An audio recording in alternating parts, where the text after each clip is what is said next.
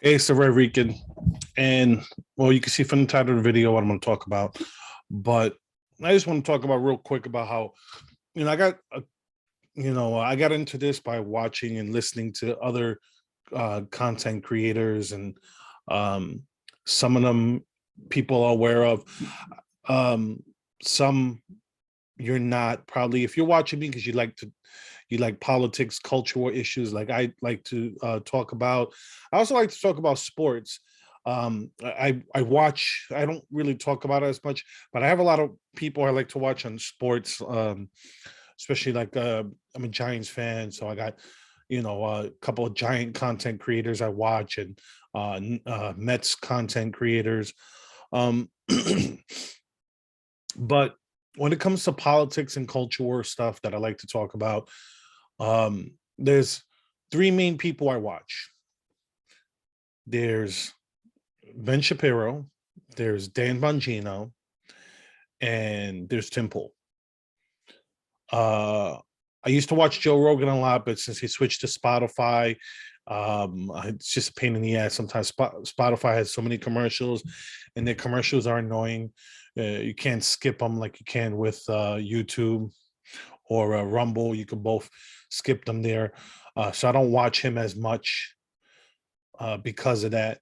But watching when he was on YouTube, I caught an episode of his show where Tim Pool, when he was talking to Tim Pool. I watched the one where he was talking with Jack Dorsey and the Indian lady. I forget what her name is. But he was talking about the Twitter rules, and he made so much sense. He's just there like, especially when it came like to trans stuff, and he just was just there like, your platform is biased toward the left-wing perspective, and he's like, you could deny it, but it shows by your rules, which it does. And ever since then I started watching his stuff, and I mean, I always agree with him, but at least I know where he's coming from, because same thing happened to me. Like, one of my forays into the right was 2A, was the Second Amendment, was when I saw statistics about guns, and like certain cities, like if you check, like especially like the biggest discrepancy is like a city like Houston versus Chicago, where they have same size, similar demographics, but meanwhile the crime is totally different, because the fact that um in Chicago, people don't have to worry, the criminals don't have to worry about someone being armed, where in Texas you have to worry about that. It's also like, for example, I've been wanting to make a video about it, but I might do it down the road, but we'll see. I want to get someone on to talk about it. But it's like the synagogue that just got um the terrorist that went and he basically held hostages. The rabbi there, he's a progressive rabbi, and he doesn't allow guns or any armed security, which for a synagogue, that's ridiculous. With all the heightened anti-Semitism going on right now, is dumb. But in Texas, the church I used to go to, we used to have retired police officers there, and I always felt comfortable because I was like, oh, okay, there goes my friend. I know he's armed, so God forbid something happens. Hey, I'm sitting next to him, and I'm fine. But anyway, back to the subject at hand. Like I said, I'm a huge fan of Tim Pool. I've been watching him since, like I said, ever since I caught him on the Joe Rogan Experience, and um, yeah, he does a great job on all his shows. Um, you know, I,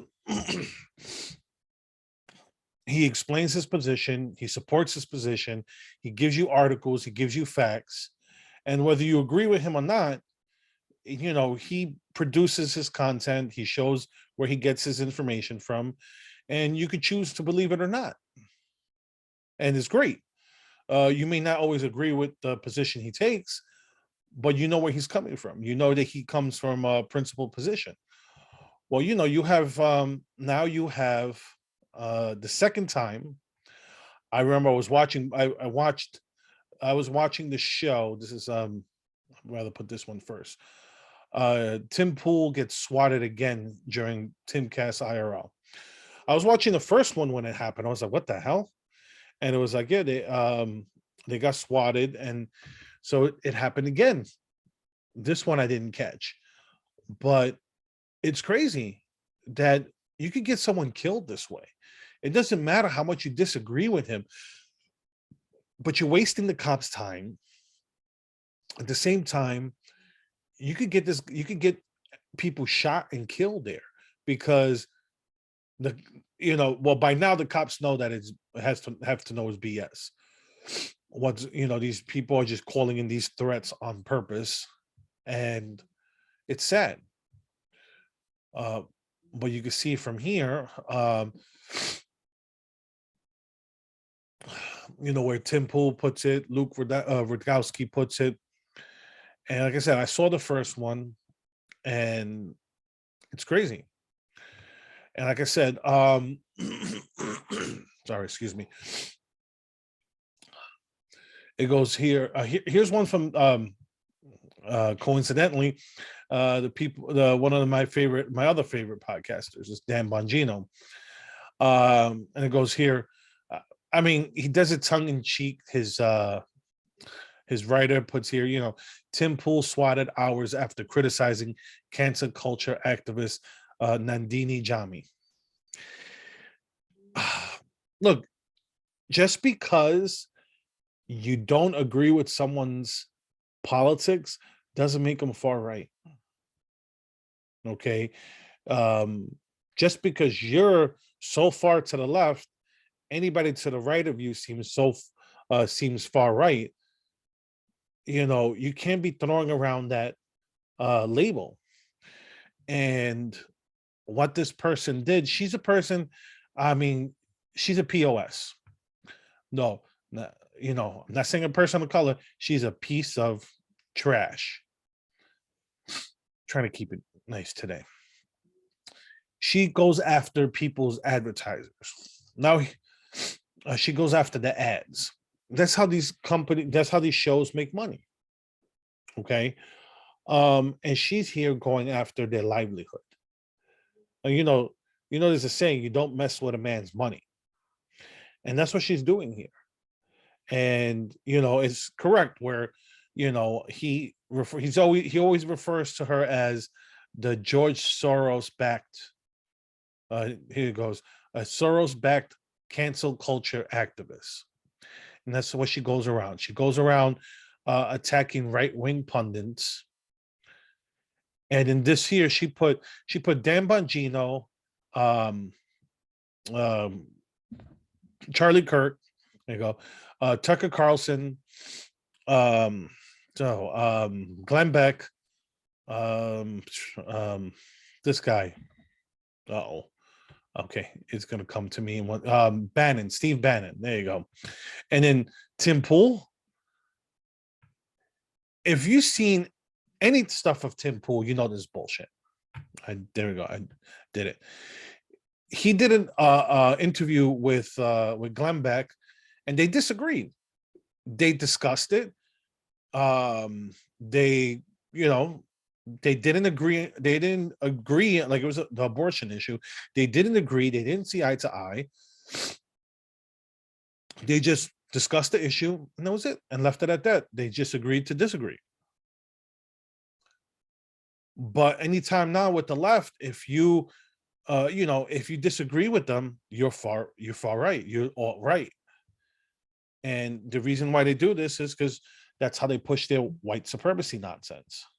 Is if you don't agree with what they say, it doesn't matter. You could be Puerto Rican like me, you could be a black person like Candace Owens, but you're still a white supremacist. You're white in your thinking. Because to be black, to be Latino means that you have to think like a leftist. You have to be a Democrat. And there's nothing more racist than that. Is to say that your political stance is ingrained in your politics. which is the irony, because all these people on the left, they want socialism, and what's socialism, and what's it's from Karl Marx, who was a white man. Hello. So it's all this stuff is just garbage.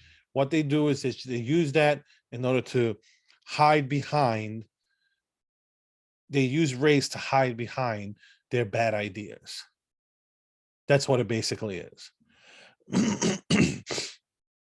Excuse me. So that's what this lady does. She goes and she threatens the sponsors who put ads on these people's shows, and it's really disgusting.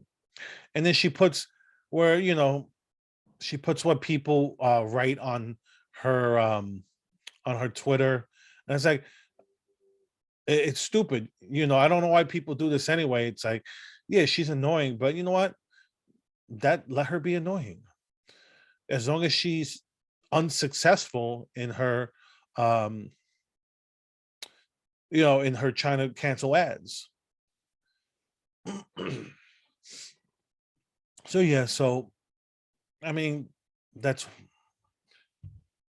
it's really messed up that someone's going to SWAT. You could get someone killed calling the police, saying you're in someone's house, doing an attack or something like that. You could seriously hurt someone. You could seriously, it could be, hey, they break in, let's say someone breaks into my house. I'm not going to see if it's a cop. You break into my house, be prepared to either run away. You better run, because or get to me before I get to my gun, because you're breaking into the wrong house. And that's not, I'm not saying that, I live, I don't live near a police station.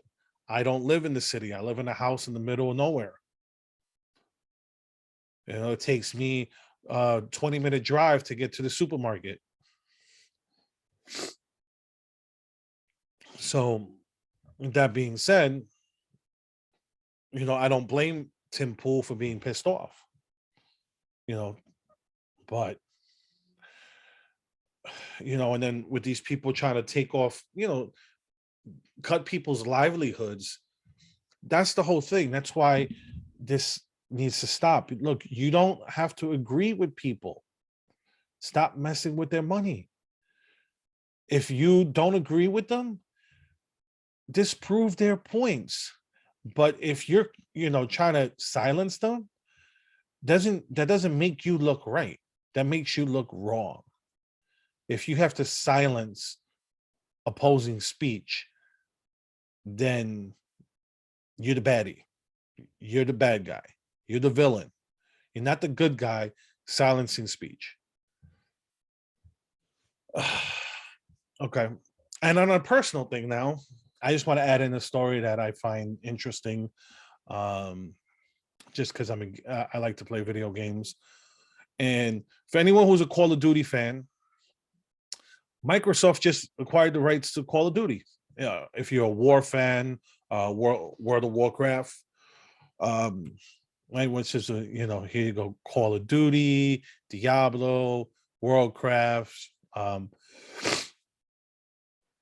But apparently, so the deal is going to be worth basically $67 billion. And it says here, according to the article, this is a key role in the development of metaverse platforms. If you look at it, it's kind of almost equivalent of like the Disney, when Disney bought Marvel, and then they started making all these movies. Now, it'd be crazy if Microsoft ever bought like Sony. Then that'd be like Disney buying Fox when they bought all the properties. And well, you don't want one company making all the video games anyway. But yeah, so I mean, I just found this interesting because it says here, one of the facts I found interesting was, where was it here? anyone's watching this and you're seeing me move up and down, I'm sorry. I'm looking for how many, it says here, like how many, trying to remember where I just saw it. Now I wonder if it was in this article that I saw it, but it just says here they have Xbox Game Pass has 25 million subscribers, which is crazy how many gamers. But that's I guess I read it in a different article where they're talking about how many gamers, and it was something like there's like 20 billion gamers or something not 20 billion, like 40, 50 million gamers across the world or something. It was a high number and I didn't expect it to be that high. But yeah. Hopefully Microsoft does a good job with it, and it'll suck for PlayStation fans if it becomes an Xbox exclusive. That's the other thing you got to be careful with Microsoft buying these games, means that it's only going to be on the Xbox usually. So anyways, I'm going to leave it there. I'm still trying to battle this crap. So anyways, I'm the Rican. You can follow me here on YouTube and Rumble, and interact with me on social media. That being said, have a good one.